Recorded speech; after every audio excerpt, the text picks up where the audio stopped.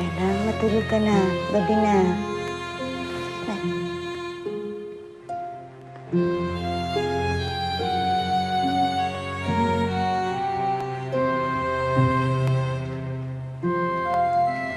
Manang, di ba matagal na kayo nagsisilbi dito? Oo. Simula pa nung mga bata pa sila. Siguro naman po alam niyo na yung sekreto ng pamilyang to.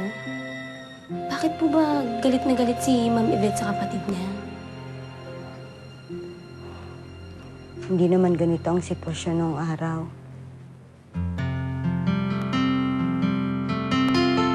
Nung buhay pa si Sir, masaya ang pamilya. Nagmamahalan ng magkapatid na sina Ella at Yvette.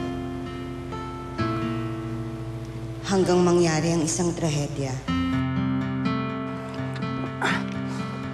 Anang, yung gamit sa likod, ah. Opo, Sir. O, dito lang kayo, ha? Huwag kayo magulo. Huwag kayo mag-aaway, ah. Ako na't mabigat to. Akin na ang manika. Regalo to sa akin ni Daddy. Akin to. Hindi. Akin ang manika. Ella! Ella, may sasakyan! Sir! Sir! Daddy! Sir! Sir! Tumawag ka ng ambulansya! Bilisan mo! Bilis! Daddy! Daddy! Pinatay mo daddy ko! Daddy! Namatay si Sir dahil sa aksidente. At mula nun, nabago na ang lahat.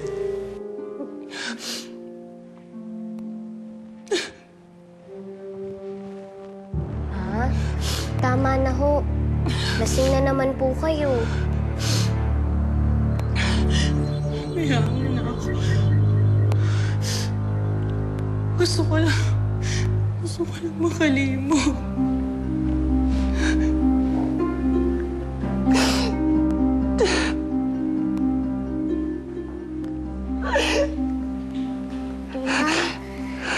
Dinalhan ko po kayo ng juice.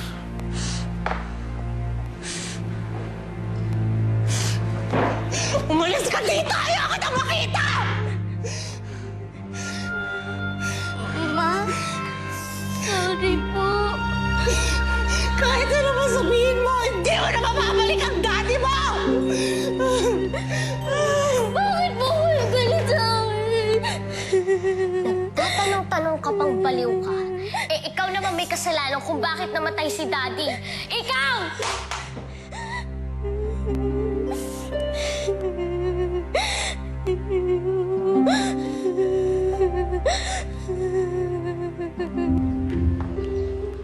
Luisa, hindi kasalanan ni Ella.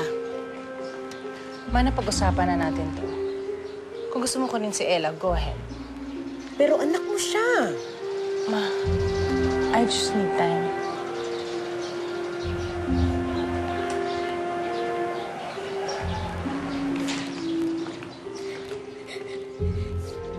Ella? Tena, anak. Sama ka na lang sa lola, ha? Saan po tayo pupunta? Basta, sama ka na lang sa lola. Halika na.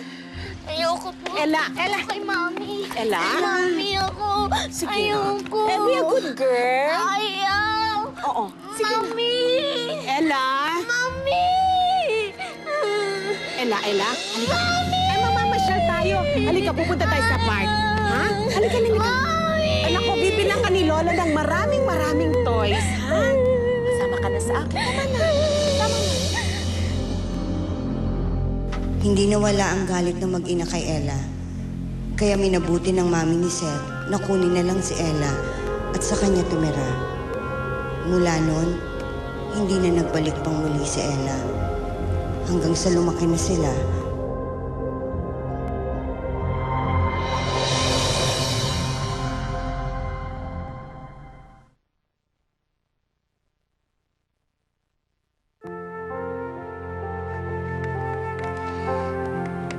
Daddy, sana po buhay pa kayo ngayon. Sana kasama ka namin.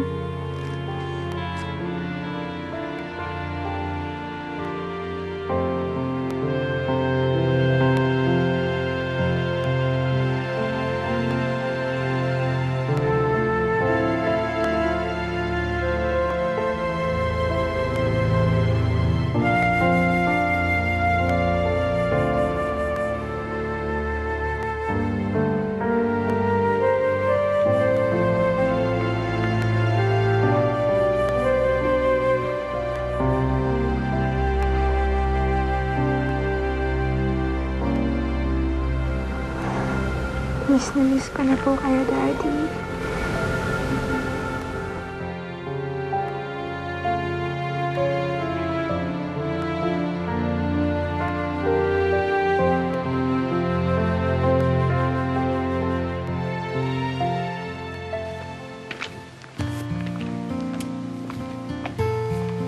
So paano, Tyron? Okay na ba yung preparations and everything para sa engagement party later? Of course, Mom. I'm so excited.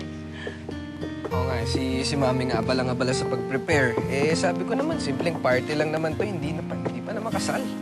Ano ka ba, Tyron? Hayaan mo na yung mommy mo. Normal lang na maging ganun yung reaction niya kasi isang beses lang sa buhay mo magiging engaged ka. Sa bagay. Tama. At dapat isang beses ka lang talaga ma-engage.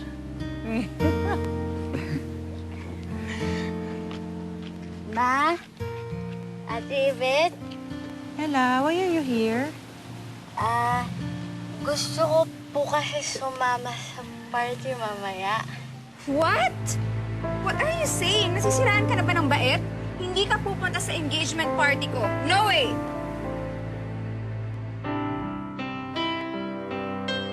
Ano na lang, hindi ka naman dapat nandun sa party na yun. Tsaka, basta dito ka na, stay here na lang.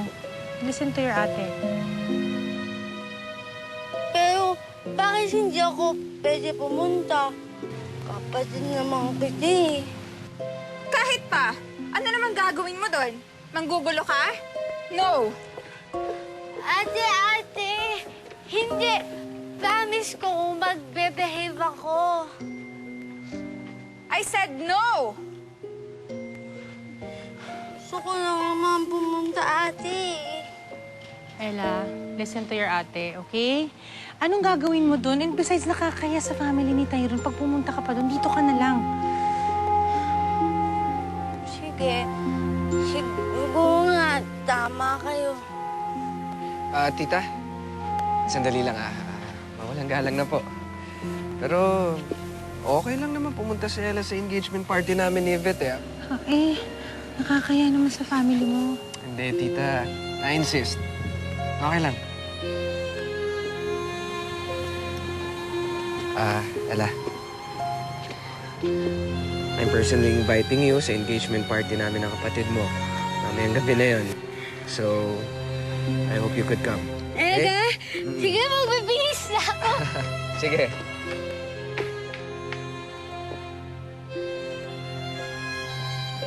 Paano? Uwi na muna ako. Mauna na ako, Tita, mauna na po ako. Sige po.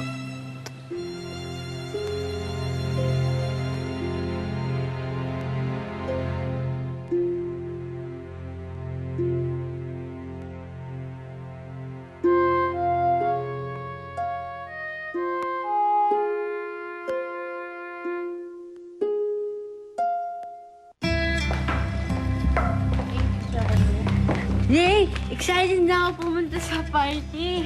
Talaga ba, Ella? Ella, promise mo sa akin, ha?